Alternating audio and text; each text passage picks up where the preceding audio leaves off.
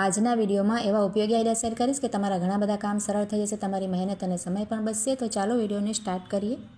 તો જ્યારે આપણે ઉતાવળમાં હોય અને આપણે આ રીતે ગરમ બાફેલા બટેટા છોલવા હોય ને, તો તેના માટે તમને એક સરસ ટિપ્સ બતાવું છું. જો આ રીતનું આપણી પાસે ઝારું હોય છે ને, પૂરી વગેરે આપણે તળતા હોઈએ, તે આપણે લઈને ઊંધું રાખવાનું. જો પ્લેટ એક નીચે રાખવાની અને ત્યાર પછી બટેટાના આ રીતે આપણે ફાડા કરી લેવાના. અને આ રીતે તમે કરશો ને તો તમને બે ફાયદા થશે. આ રીતે છાલ પણ નીકળી જશે, ગરમ હશે તો વધારે ગરમ પણ આપણને ન લાગે, અને નીચે આપણે છે ને ભૂક્કો પણ થઈ જશે. ઝારામાં આપણે જે જાળી હોય ને તેના મદદથી આપણને બે ફાયદા થાય છે. જો નીચે મારે ભૂક્કો પણ થઈ ગયો છે અને છાલ પણ આપણી નીકળી ગઈ છે, અને એક જ 2 જ મિનિટમાં આપણું કામ થઈ જશે. ખૂબ જ સરસ આઈડિયા છે, એકવાર જરૂરથી ટ્રાય કરજો અને સારી લાગી હોય તો લાઈક કરજો. ત્યાર પછી જો આ રીતના આપણી પાસે કોથળીઓ તો ઘણી બધી શોપિંગ બેગ આવતી હોય, તો તેનો છે ને એક સરસ આપણે ઉપયોગ કરી શકાય. જો આ રીતે તેને છે ને ફોલ્ડ કરી લેવાની. આ રીતે આપણે એક વખત ફોલ્ડ કરી લેવાની ઉપરથી, અને ત્યાર પછી આ રીતે સરસ ફોલ્ડ થઈ જાય ને ત્યાર પછી આપણે બીજી ફેરી પણ આ રીતે જ આપણે ફોલ્ડ કરવાની.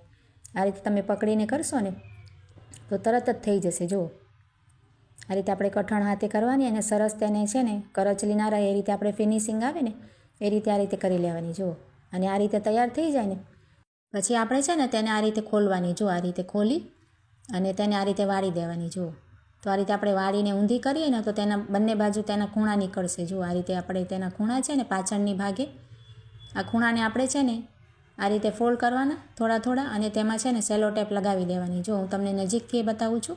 આપણી પાસે જે સેલો ટેપ હોય છે ને તેનો કટકો એક લઈ લેવાનો અને તેના બંને ખૂણા છે ને તેની ઉપર 2 કટકા આપણે લગાવી દેવાના. જો એક આ રીતે મેં લગાવી દીધો, અને આ રીતે બીજો પણ ખૂણો નીકળ્યો છે, તો આ રીતે પણ આપણે બીજો ખૂણા ઉપર પણ ટેપ પટ્ટીનો કટકો લગાવશું અને ત્યાર પછી સીધી કરી લેવાની ફરીથી.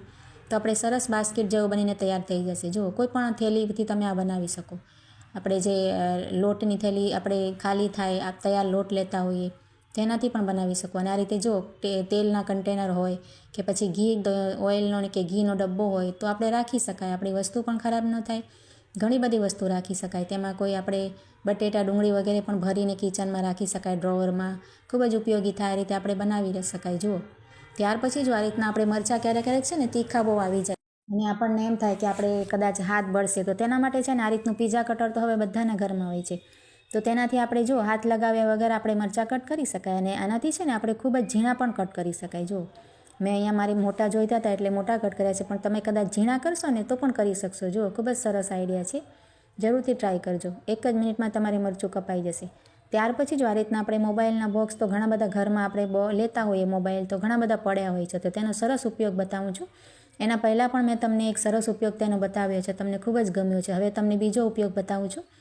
આપણે છે ને આ રીતનું ઢાંકણ લઈ લેવાનું અને આ રીતે ડબલ સાઇડ ટેપનો એક કટકો લઈ લેવાનો, અને આ જે ઢાંકણ હોય ને કોઈ પણ તમારી પાસે ઢાંકણ હશે કોઈ પણ કલરનું તો ચાલશે. જુઓ, અને આ રીતે કટકો છે ને અને આ ભાગે ચોંટાડવાનું. જો તમે જોઈ શકો છો ને વિડીયોમાં, અને આ રીતે ઢાંકણ તેની ઉપર ચોંટાડી દેવાનું. તો મારી પાસે છે ને અત્યારે અહીંયા ફેવિક્વિક વગેરે નથી, તમે ફેવિક્વિકથી ચોંટાડો ને એટલે ઢાંકણ સરસ ચોંટી જાય ને ખાના જેવું બની ગયું છે. જુઓ આ ઢાંકણ છે ને આપણે ખોલવા માટે આપણે કર્યું છે. ત્યાર પછી આ રીતે તૈયાર થઈ જાય ને ત્યાર પછી બીજી ફેરી આપણે આ રીતે ટેપ લઈ લેવાની, ડબલ સાઇડ ટેપ, અને તેના 2 કટકા છે ને ઉપર તેને ચોંટાડવાના. જુઓ ખોખાના ઉપર જ આપણે ચોંટાડવાના અને તેનું સ્ટીકર કાઢી નાખવાનું. હવે તેનો તમને ઉપયોગ બતાવું છું. આપણે છે ને બાળકોના સ્ટડી ટેબલ પાસે કે તમે તૈયાર થતા હો ડ્રેસિંગ ટેબલ પાસે પણ તમે ચોંટાડી શકો. જો આ રીતે આપણે ટેપ પટ્ટી ચોંટાડી છે ને તો તેના મદદથી ચોંટી જાય. જુઓ આ સ્ટડી ટેબલ છે ને બાળકનું, તેના આપણે નીચેની સાઈડે નીચેના ભાગે આપણે ચોંટાડી દઈશું. આ રીતે તમે કોઈ પણ ટેબલની નીચેના ભાગે ચોંટાડીને ડ્રોવર બનાવી શકો. જુઓ તેમાં બાળકોના કેટલી બધી વસ્તુ આવી જાય, સ્કેલ, પેન્સિલ, ચેક રબર, બધું ઇરેઝર વગેરે આવી જાય અને ડ્રોવર જેવું તૈયાર થઈ જાય. જો આ રીતે ખોલી શકાય ઢાંકણની મદદથી. તો ઢાંકણ તમે છે ને ફેવિકોલથી પણ ચોંટાડો તો સરસ નીકળે નહીં, કદાચ આનાથી નીકળી જાય, પણ તમે ફેવિકોલથી ચોંટાડી શકો. ત્યાર પછી જો આ રીતના ડબ્બા પણ આપણી પાસે ઘણા બધા પડ્યા હોય છે, તો તેનો તમને હું સરસ ઉપયોગ બતાવું છું. આપણે શું કરવાનું, તેનું ઢાંકણ છે ને તેની કોર આપણે જે કિનારી હોય ને તે વચ્ચેથી કટ કરી અને કિનારી આપણે તૈયાર કરવાની. જુઓ પહેલાં આપણે છરીથી જરાક કટ લગાવી અને ત્યાર પછી કાતરથી તમને હું કરીને બતાવું છું એટલે તમને બરાબર સમજમાં આવશે. જુઓ આ રીતે કિનારી તેની કટ કરી નાખી છે. જુઓ વચ્ચેનો ભાગ કટ કરીએ એટલે કિનારી આપણે કટ થઈ જાય. એવી જ રીતે આપણે જે ડબ્બો છે ને તેની પણ ઉપરની કિનારી અલગ કરી લેવાની છે. જુઓ તો આ રીતે આપણે કાતરથી સરસ જરાક સાચવીને કાપી લેવાનું. તો બંને કિનારીઓ આપણે કટ થઈ ગઈ છે. હવે તેનો સરસ ઉપયોગ તમને બતાવું છું. આપણે જે નાની છોકરીઓ આપણે ભરતકામ શીખતી હોય કે જો આ રીતે તેમાં આપણે રિંગ ના હોય ને તો છોકરીઓ શીખતી હોય તો આ રીતે આપણી કોઈની પાસે રિંગ ના હોય તો સરસ તેની રિંગ બની જાય. જો એનો જે ડબ્બાનો ભાગ હતો ને આપણે કટ કરેલી કિનારી તે આપણે નીચે રાખવાની અને ઢાંકણની કિનારી હતી ને આપણે કપડાની ઉપર રાખવાની. તો સરસ તમારે બંધ કરી દો એટલે સરસ રિંગ જેવું તૈયાર થઈ જશે. અમે તેમાં તમે આ રીતે કોઈ પણ ભરત કરી શકો. જુઓ આ રીતે સોય દોરાથી તમને કરીને બતાવું છું અને કઠણ થાય છે. તમે ટ્રાય કરીને જોજો. ખૂબ જ સરસ. તમે જેટલું પણ તમારે કઠણ કરવું હોય ને રિંગની જેમ જ સરસ તમારે તૈયાર થઈ જશે. જો આ રીતે તમે ખેંચશો તો ગમે એટલું પણ કઠણ થઈ જાય.